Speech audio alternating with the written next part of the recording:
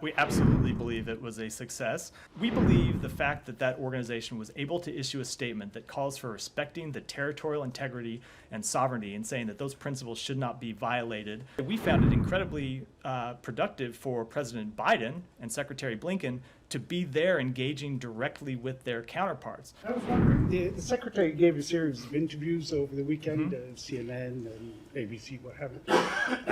I found that, you probably won't agree, but that he was at pains to, over the G20, to explain how it could have been a success when, speaking of Ukraine, Russia is not mentioned in the statement. On climate issues, it's way under par of what was expected. There wasn't the Chinese president present in India, and so my question is, do you still think it was a success or a missed opportunity? We absolutely believe it was a success.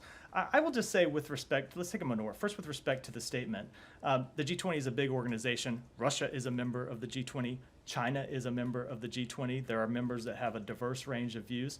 We believe the fact that that organization was able to issue a statement that calls for respecting the territorial integrity and sovereignty and saying that those principles should not be violated is an extremely important statement, because that is exactly what is at heart of Russia's full invasion of Ukraine. It is those very questions. So we thought that was an incredibly important statement for them to make.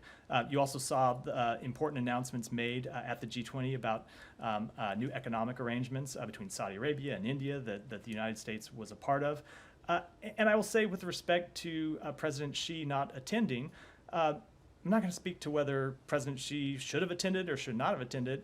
I will say we found it incredibly productive for President Biden and Secretary Blinken to be there engaging directly with their counterparts. As I said in response to a question a moment ago, there is no substitute for that, and we found it incredibly productive for the interests of the United States to be able to have those conversations and advance them, as the White House made public over the weekend. In addition to the sessions, the president had a number of pull-asides with leaders of other countries where we were actively advancing the foreign policy priorities of the United States, including engaging on the war in Ukraine.